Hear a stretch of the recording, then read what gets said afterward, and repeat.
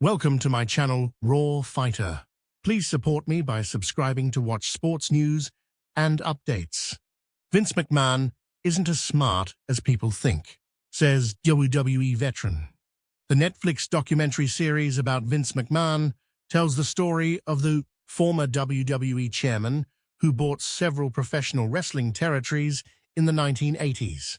Dutch Mantel, a booker and wrestler in Memphis at the time, thinks the 79-year-old could have handled the development of WWE's future talent differently.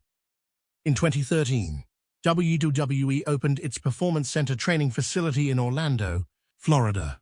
The idea came from Triple H, now WWE Chief Content Officer, who was overseeing the company's NXT developmental system at the time.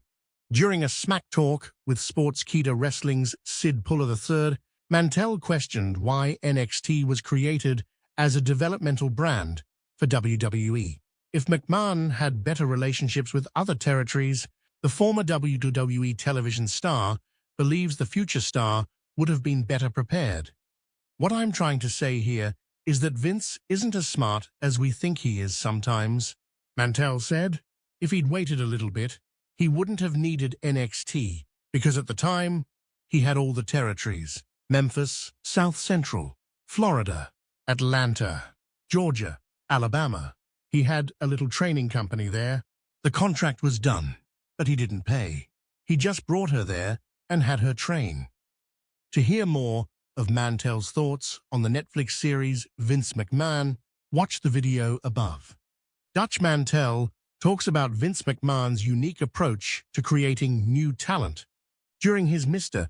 McMahon documentary series, Vince McMahon accused WCW of trying to put WWE out of business in the 1990s. When asked if he would have done the same thing with the other company a decade earlier, the former WWE boss claimed he just wanted to compete. Dutch Mantel believes that McMahon's territorial purchases left the wrestling industry lacking future stars. He therefore believes that WWE had no choice but to work with developmental companies before establishing the Performance Center. But when he put them out of business, it took him about a year to say, wait a second, these guys, these new wrestlers are great. Mantel continued.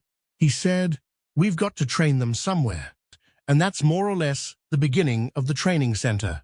He started in Memphis and ended up in the Ohio Valley. I think he had one in Atlanta. Then he moved to Orlando.